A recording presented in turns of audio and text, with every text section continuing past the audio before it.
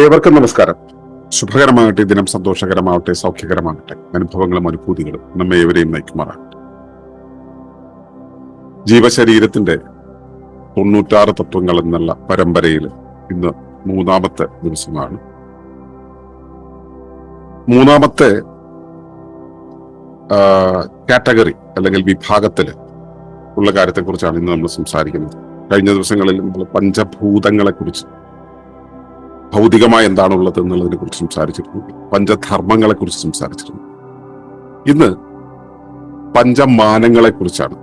അതിന് ഈ 96 തത്വങ്ങൾ അതിനെക്കുറിച്ച് പറയുന്നത് പഞ്ചകോശങ്ങൾ എന്നാണ്. അതിനെക്കുറിച്ച് മണിയേട്ടൻ പറഞ്ഞു തന്ന ക്രമത്തില് ഒളിമ്പസിന്റെ വ്യാഖ്യാനത്തിലൂടെയാണ്, പ്രകൃതി തത്വശാസ്ത്രത്തിന്റെ വ്യാഖ്യാനത്തിലൂടെയാണ് നമ്മൾ ഇതിനെ കാണുന്നത്. അതിനെക്കുറിച്ച് നമ്മളിവിടെ പറയുന്നത് ഈ വിധമാണ്.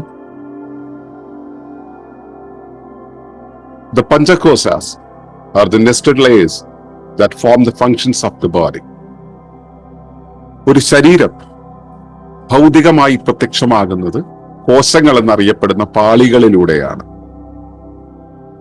ഏറ്റവും പുറത്തുള്ള അന്നത്താൽ രൂപിതമായ ഭൗതികമായ പാളിയാണ് അന്നമയ കോശം. അതിനകത്ത് ശരീര പരിസര സമീകരണത്തിനുള്ള ധർമ്മ ഗതിവിഗതികളെ നിയന്ത്രിക്കുന്ന പ്രവർത്തന പാളിയാണ് മനോമയ കോശം. അതിനുമകത്ത് പുറത്തുനിന്നും പ്രപഞ്ച ചൈതന്യത്തെ സ്വീകരിച്ചുകൊണ്ട് ശരീരധർമ്മങ്ങളെ നിർവഹിക്കുവാൻ പ്രേരകമാകുന്ന സജ്ജീകരണ പാളിയാണ് പ്രാണമയ കോശം. ഈ ധർമ്മങ്ങൾ എന്തെന്ന് പരമാവബോധത്തിൽ നിന്നും പകർന്നു കൊടുക്കുന്ന സംവേദക പാളിയാണ് ജ്ഞാനമയ കോശം. ഇവയ്ക്കെല്ലാം ആധാരവും പരമ സന്തുലിതാവസ്ഥയുടെ കേന്ദ്രവുമായ കാരണപാളിയാണ് ആനന്ദമയ കോശം.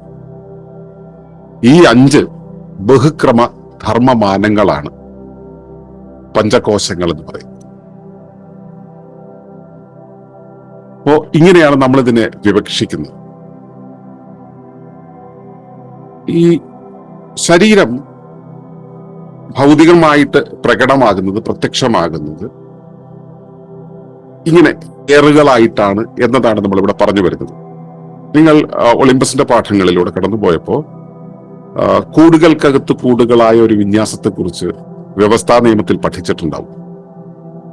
പ്രപഞ്ചമെന്ന കൂടിനകത്ത്, ഗാലക്സി ആകുന്ന കൂടിനകത്ത്, സൗരയൂഥമാകുന്ന കൂടിനകത്ത്, ഭൂമിയാകുന്ന കൂടിനകത്ത്, ജീവമണ്ഡലമാകുന്ന കൂടിനകത്ത്, ജൈവരാശിയാകുന്ന കൂടിനകത്ത്, മനുഷ്യരാശിയാകുന്ന കൂടിനകത്ത്, മനുഷ്യനെന്ന കൂടിനകത്ത്, അവയവങ്ങൾ എന്ന കൂടിനകത്ത്, കലകൾ എന്ന കൂടിനകത്ത്, കോശങ്ങൾ എന്ന കൂടിനകത്ത്, കോശാന്തര ദ്രവങ്ങൾ എന്ന കൂടിനകത്ത്, തന്മാത്രകൾ എന്ന കൂടിനകത്ത്, അണുക്കൾ എന്ന കൂടിനകത്ത്, വാക്കുകൾ എന്ന കൂടിനകത്ത്, ഊർജം എന്ന കൂടിനകത്ത്, ബോധം എന്ന കൂട് എന്ന വരെ പ്രപഞ്ചം മുതൽ ഇതുവരെ ക്രമമായി കൂടുകൾക്കകത്ത് കൂടുകളായി ക്രമീകരിച്ചിരിക്കുന്നു.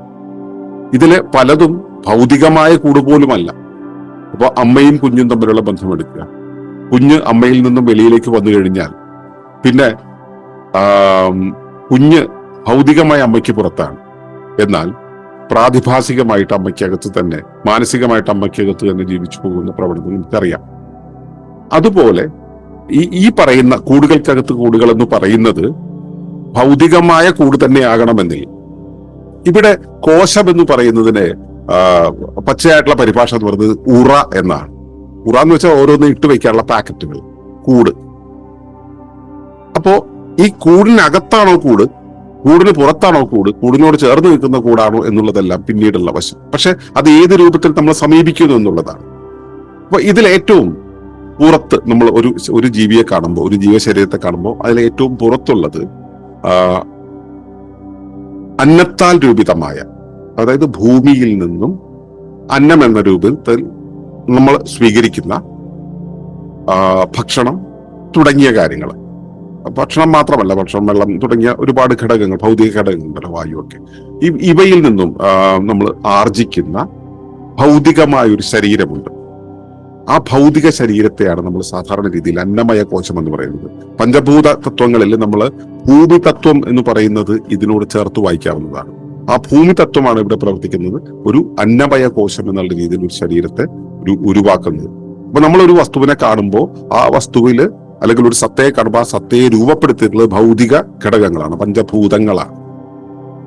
ഈ പഞ്ചഭൂതങ്ങൾ ഉണ്ടാകുന്നത് ഒരു ധർമ്മം പാലിക്കാനാണെന്ന് നമുക്കറിയാം. ആ ധർമ്മം പാലിക്കുക വഴി അതും പരിസരവും തമ്മിൽ, ശരീരവും പരിസരവും തമ്മിൽ നിരന്തര ബന്ധത്തിലാകുന്നു. പരിസരം എന്ന് പറയുമ്പോൾ ബാഹ്യ പരിസരമാകാം, ആന്തരിക പരിസരമാകാം, സഹപരിസരമാകാം. ഈ പരിസരവുമായിട്ട് നിരന്തര ബന്ധത്തിലാകുന്നു. ഈ നിരന്തര ബന്ധത്തിലൂടെ സമീകരിക്കാൻ വേണ്ടിയുള്ള ഒരു യാത്രയാണല്ലോ ഈ ജീവിതം എന്ന് പറയുന്നത്. ആ സമീകരണ പ്രക്രിയയ്ക്ക് വേണ്ടിയുള്ള ധർമ്മങ്ങൾ നടപ്പിലാക്കുന്നത് കർമ്മങ്ങളിലൂടെയാണ്. ഈ ധർമ്മത്തെ തിരിച്ചറിഞ്ഞ് കർമ്മങ്ങളാക്കി മാറ്റാൻ എന്താണ് ചെയ്യേണ്ടുന്നത് എന്ന ആസൂത്രണമാണ്, അതായത് ധർമ്മത്തിന്റെ ഗതിവിഗതികളെ നിയന്ത്രിക്കുന്ന പ്രവർത്തനത്തിന്റെ ഒരു പാളിയുണ്ട്. പ്രവർത്തനം എന്ന് പറയുന്നത് കാണാൻ കഴിയുന്നതല്ല. പ്രവർത്തനം നടക്കുമ്പോൾ പ്രവർത്തനം നടക്കുന്ന ഭൗതിക വസ്തുവിന്റെ ചലനം വെച്ചിട്ട് നമുക്ക് പ്രവർത്തനം നടക്കുന്നു എന്ന് മനസ്സിലാക്കാം, അല്ലാതെ പ്രവർത്തനത്തെ കാണാൻ കഴിയില്ല. അപ്പൊ അങ്ങനെയുള്ള പ്രവർത്തന പാളിയാണ് മനോമയ കോശം എന്ന് പറയുന്നത്. അതായത് മനസ്സെന്ന് പറയുന്നത് ഒരു പ്രവർത്തന സംവിധാനമാണ്, ഇത് കാണാൻ കഴിയില്ല. അതിനുമകത്ത്, അപ്പോ ശരീരം എന്ന് പറയുന്ന ഒന്നിനകത്തു മനസ്സ് എന്ന് പറയുന്നതിനും അകത്ത്, ഇനി അകത്താണോ വശത്താണോ എന്നുള്ളതൊക്കെ പ്രയോഗതലത്തിൽ നമ്മൾ മനസ്സിലാക്കേണ്ടതാണ്. അതിനുമകത്ത് പുറത്തുനിന്നും പ്രപഞ്ച പ്രാണനെ സ്വീകരിച്ചുകൊണ്ട് അകത്ത് ശരീരധർമ്മങ്ങളെ നിർവഹിക്കാൻ പ്രേരിതമാകുന്ന സജ്ജീകരണ പാളിയാണ് പ്രാണമയ കോശം എന്ന് പറയുന്നത്. ഈ പ്രപഞ്ച ചൈതന്യം എന്ന് പറയുന്നത് എന്താണ്? പ്രപഞ്ചത്തെ മുഴുവൻ പ്രവർത്തിപ്പിക്കാൻ പാകത്തിലുള്ള ഒരു മോട്ടീവ് ഫോഴ്സ് ആണ്. ബാറ്ററിയിലൊക്കെയുള്ള മോട്ടീവ് ഫോഴ്സ് എന്ന് പറയില്ല, ഏതെങ്കിലും ഒരു ആക്ടിവിറ്റി നടക്കണമെങ്കിൽ അതിന്റെ പുറകിൽ ഒരു പ്രേരക ശക്തി ഉണ്ടാവണം. ആ പ്രേരക ശക്തി, മോട്ടീവ് ഫോഴ്സ് എന്ന് പറയുന്ന ആ പ്രേരക ശക്തി പ്രപഞ്ചമെങ്ങും നിറഞ്ഞു നിൽക്കുന്നുണ്ട്. ആ പ്രേരക ശക്തിയെ നമ്മൾ പ്രാണനിലൂടെ സ്വീകരിച്ചുകൊണ്ട് നമ്മുടെ ശരീരത്തിന്റെ പ്രവർത്തനങ്ങളെ നമ്മൾ നടത്തുകയാണ് ചെയ്യുന്നത്. ആ പ്രവർത്തനങ്ങൾ നടത്തുന്ന സമയത്ത് നമ്മുടെ ശരീരത്തിനകത്ത് നടക്കുന്ന ആ പ്രവർത്തനമുണ്ടല്ലോ, അതായത് ഈ പ്രവർത്തനങ്ങൾ നടക്കാൻ ഒരു പ്രേരണ നൽകുന്നു. ആ പ്രേരണ നൽകുമ്പോൾ പ്രവർത്തനങ്ങൾ നടക്കാൻ പാകത്തിൽ ഒരു സജ്ജീകരണം ആവശ്യമാണ്. അവിടെ ചില വിഭവങ്ങൾ ആവശ്യമാണ്, ചില പ്രേരണകൾ, തള്ളലുകൾ, ആക്കങ്ങളൊക്കെ ആവശ്യമാണ്. ഇവയാണ് വായുക്കളായും നാടുകളായിട്ടും അതുപോലെ തന്നെ പ്രേരണകളായിട്ടും താല്പര്യങ്ങളായിട്ടും ലക്ഷ്യങ്ങളായിട്ടും ഒക്കെ നിൽക്കുന്നത്. അതൊരു സങ്കീർണമായ ബഹുക്രമ സംവിധാനമാണ്. അത്തരം ഒരു വിപുലമായ ആ ബഹുക്രമ സംവിധാനത്തെയാണ് പ്രാണമയ കോശം എന്ന് പറയുന്നത്. ഈ പ്രാണമയ കോശം ശരീരത്തെ ധർമ്മങ്ങൾ ചെയ്യാനുള്ള പ്രേരണ നൽകുന്നതാണ്. ഈ പ്രേരണ നൽകുമ്പോൾ അത് എവിടെ, എത്രത്തോളം, എങ്ങനെ ചെയ്യണം എന്നുള്ള കാര്യം തന്റെ ധർമ്മത്തിനനുസരിച്ചാണ് ചെയ്യേണ്ടത്. അപ്പോ തന്റെ ധർമ്മത്തിനനുസരിച്ച് എത്ര ചെയ്യണം, എവിടെ ചെയ്യണം, എങ്ങനെ ചെയ്യണം എന്നുള്ള കാര്യങ്ങളുടെ നിഗമനം അതൊരു ബോധത്തിൽ നിന്നും ഉണ്ടാവണം. അത് പരമമായ അവബോധത്തിൽ നിന്നും, പ്രാപഞ്ചികമായ അവബോധത്തിൽ അല്ലെങ്കിൽ ജീവൻ എന്നുള്ള അവബോധത്തിൽ നിന്നും പകർന്നു കിട്ടുന്ന, അവിടെ നിന്നും പകർന്നു കിട്ടുന്നു, അല്ലെങ്കിലോ പരിസരത്ത് നിന്നും പകർന്നു കിട്ടുന്നു. അകത്തു നിന്നും പുറത്തേക്കുമാകാം, പുറത്തു നിന്നും അകത്തേക്കുമാകാം. അപ്പോ അത്തരത്തിൽ പകർന്നു കിട്ടുന്ന എവിടെ ചെയ്യണം, എത്ര ചെയ്യണം എന്നുള്ള ഒരു ബോധ പാളി അല്ലെങ്കിൽ അതിന്റെ സംവേദക പാളിയാണ് വിജ്ഞാനമയ കോശം എന്ന് പറയുന്നത്. ജ്ഞാനം എന്നുള്ള പദം നിങ്ങൾ കേട്ടിട്ടുണ്ടാവും. ആ ജ്ഞാനം എന്ന് പറയുന്ന ആ ഒരു അവസ്ഥ ഉണ്ടാകുന്നത് ഇവിടെയാണ്. അതായത് അകത്ത് സഹജമായി, ഇപ്പോ ജനിച്ച കുഞ്ഞിന് പാല് കുടിക്കണം എന്നറിയുന്നത് ആരും പഠിപ്പിച്ചിട്ടല്ല, വെളിയിൽ നിന്നും എന്തെങ്കിലും കിട്ടിയിട്ടല്ല, അത് അകത്തു നിന്നുള്ള പ്രേരണയാണ്. അങ്ങനെ അകം പ്രേരണയുടെ രൂപത്തിലോ പുറം പ്രേരണയുടെ രൂപത്തിലോ നമുക്ക് കിട്ടുന്ന ആ സംവേദകത്വം, ആ സംവേദക പാളിയാണ് വിജ്ഞാനമയ കോശം എന്ന് പറയുന്നത്. അതിന് ഒരുപാട് തലങ്ങളുണ്ട്, തരങ്ങളുണ്ട്. അതെല്ലാം നമുക്ക് പിന്നീട് ഒളിമ്പസിന്റെ പഠനത്തിലൂടെ യാത്ര ചെയ്യുമ്പോൾ നിങ്ങൾക്ക് മനസ്സിലാവും. ഇതിനെല്ലാം ആധാരമാകുന്നത് എന്താണ്? ഇതിനെല്ലാം ആധാരമാകുന്നത് പ്രപഞ്ചത്തിന്റെ നിരന്തരമായ സന്തുലിതാവസ്ഥയ്ക്ക് വേണ്ടിയുള്ള യാത്രയാണ്. ഈ സന്തുലിതാവസ്ഥ എവിടെ നിന്നാണ് വരുന്നത്? നിരന്തരമായി സൗകര്യപ്രദമായ ഒരു അവസ്ഥയിലേക്ക് നീങ്ങുവാൻ വേണ്ടിയുള്ള ബോധത്തിന്റെ പ്രേരണയുണ്ട്. ബോധം എന്ന് വെച്ചാൽ പ്രപഞ്ചത്തിന്റെ ബോധത്തിന് നിരന്തരമായി സൗകര്യപ്രദമായ ഒരു അവസ്ഥയിലേക്ക് പോകുവാനുള്ള ഒരു പ്രേരണയുണ്ട്. ആ സൗകര്യാവസ്ഥയിലേക്ക് പോകുമ്പോൾ കിട്ടുന്ന സംതൃപ്തിയാണ്, സൗകര്യാവസ്ഥയെ ലക്ഷ്യമാക്കി നടക്കുമ്പോൾ കിട്ടുന്ന ആ യാത്രയിൽ കിട്ടുന്ന ബോധ്യമാണ്, അവസ്ഥയാണ്. ആ സൗകര്യാവസ്ഥയെ പ്രാപിക്കുമ്പോഴെല്ലാം ആർജിക്കുന്ന ഒരു ബോധാവസ്ഥയാണ് ആനന്ദം എന്ന് പറയുന്നത്.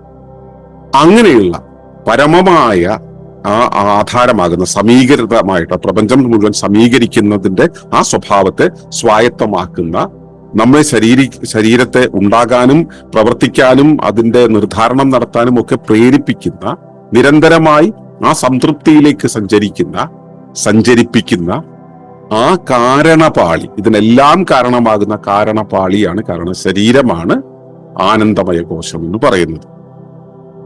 അപ്പോ ഇതിനെ നമ്മളിപ്പോ അന്നമയ കോശം, മനോമയ കോശം, പ്രാണമയ കോശം, വിജ്ഞാനമയ കോശം, ആനന്ദമയ കോശം എന്ന് പറയുന്നതിന് പഞ്ചഭൂതങ്ങളുമായി നമ്മൾ കണക്ട് ചെയ്യുകയാണെങ്കിൽ അന്നമയ കോശം എന്ന് പറയുന്നത് ഭൂമി തത്വമാണ്. അത് അന്നത്തിൽ അധിഷ്ഠിതമാണ്, ഭൗതിക ദ്രവ്യത്തിൽ അധിഷ്ഠിതമാണ്. ജലതത്വം എന്ന് പറയുന്നത് നിരന്തരം ചലിക്കാൻ സാധ്യതയുള്ളതും എന്നാൽ ഒരിടത്ത് ഒതുങ്ങി നിൽക്കുന്നതുമായിട്ടുള്ള ഒരവസ്ഥയാണ്. സാധ്യത വന്നു കഴിഞ്ഞാൽ, ഒരു ഇനിക്വിലിബ്രിയം വന്നു കഴിഞ്ഞാൽ, ഇക്വിലിബ്രിയം തെറ്റിക്കഴിഞ്ഞിട്ടുണ്ടെങ്കിൽ അവിടെ അത് ഇക്വിലിബ്രിയം ആകുന്നവർ പ്രവർത്തിച്ചുകൊണ്ടിരിക്കും. അതാണ് മനസ്സിന്റെ പണി, ആ പ്രേരണ എന്ന് പറയുന്നത്. മനോമയ കോശം എന്ന് പറയുന്നത് ജലതത്വത്തിലാണ്. പ്രാണമയ കോശം എന്ന് പറയുന്നത് വായുതത്വത്തിലാണ്. എങ്ങനെ പോകണം, ഏത് തരത്തിൽ പോകണം എന്നുള്ള പ്രേരണകളെല്ലാം നൽകുന്നത് വായുതത്വത്തിലാണ്. വിജ്ഞാനമയ കോശം അല്ലെങ്കിൽ ജ്ഞാനം എന്ന് പറയുന്നത് അഗ്നിതത്വത്തിലാണ്. ആ അഗ്നിയുടെ ആ ബേണിങ്ങിലാണ് അത് ഉണ്ടാകുന്നത്. ആനന്ദമയം എന്ന് പറയുന്നത് ആകാശതത്വത്തിലാണ്. അപ്പൊ ഈ തത്വങ്ങളെല്ലാം തമ്മിൽ പരസ്പര ബന്ധമുണ്ട്. ഇപ്പൊ പഞ്ചഭൂത തത്വങ്ങളാണെങ്കിലും പഞ്ചകോശ തത്വങ്ങളാണെങ്കിലും ഇവയെല്ലാം തമ്മിൽ പരസ്പര ബന്ധിതങ്ങളായി ആണ് ഘടന ചെയ്തിട്ടുള്ളത്. അവയെല്ലാം ഒരുമിച്ച് പ്രവർത്തിക്കുന്നത്. ഇവയെല്ലാം ഒരുമിച്ച് ചേർത്ത് വായിക്കുമ്പോഴാണ് ഒരു ശരീരത്തെ മനസ്സിലാവും. ഇനിയും ഒരുപാട് ക്ലാസിഫിക്കേഷൻസ് നമുക്ക് പഠിക്കാനുണ്ട്. ഇവയെല്ലാം ഒറ്റയടിക്ക് ഒരുപോലെ പരസ്പര ബന്ധിതമായി ബോധ്യപ്പെട്ടാൽ മാത്രമേ നമുക്ക് വസ്തുതയെ, ശരീരം എന്ന വസ്തുതയെ, ജീവൻ എന്ന വസ്തുതയെ, പ്രവർത്തനം എന്ന വസ്തുതയെ, ജീവിതം എന്ന വസ്തുതയെ ബോധ്യമാവുകയുള്ളൂ. അപ്പോൾ ബോധ്യമാവുക, നമ്മുടെ ശരീരം ഉണ്ടാക്കിയിട്ടുള്ളത് ലെയറുകളായിട്ടാണ്. അതിൽ നമ്മൾ ഭൗതികമായി പ്രകടമായി കാണുന്ന അന്നമയ കോശമാണ്. അതിനെ ഏതു വഴിക്ക് നിർദ്ധാരണം ചെയ്യണമെന്ന് അതിനെ ബോധ്യപ്പെടുത്തുന്നത്, അല്ലെങ്കിൽ ആ പ്രവർത്തനങ്ങൾക്ക് വേണ്ടുന്ന സജ്ജീകരണമാണ്, പ്രവർത്തന പാളിയാണ് മനോമയ കോശം എന്ന് പറയുന്നത്. അതിനു വേണ്ടുന്ന ഉൾപ്രേരണ നൽകുന്ന സജ്ജീകരണ പാളിയാണ് പ്രാണമയ കോശം എന്ന് പറയുന്നത്. അത് ഏത് തരത്തിൽ, ഏത് വിധത്തിൽ, എവിടെയായിരിക്കണം, കാര്യകാരണങ്ങളും എന്തുകൊണ്ട് എന്നുള്ള കാര്യങ്ങളെല്ലാം വരുന്നത് വിജ്ഞാനമയ കോശത്തിലാണ്. ഇവയ്ക്കെല്ലാം കാരണമാകുന്നത് പരമമായ സംതൃപ്തി, പരമമായ ആവശ്യം എന്നുള്ളതാണ്. അത് ആനന്ദമയ കോശം.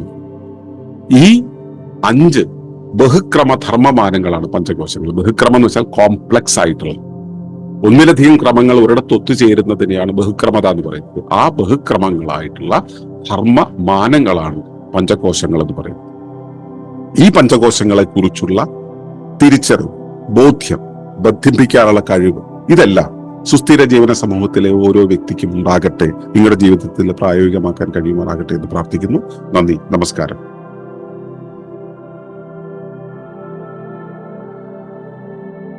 ഈ വിഷയം ഇഷ്ടമായെങ്കിൽ ഒന്ന് ലൈക്ക് ചെയ്യുക, കമന്റ് ചെയ്യുക, ഷെയർ ചെയ്യുക. നിങ്ങൾ പ്രകൃതിയെ ഇഷ്ടപ്പെടുന്നുവെങ്കിൽ ഈ ചാനൽ സബ്സ്ക്രൈബ് ചെയ്യുക.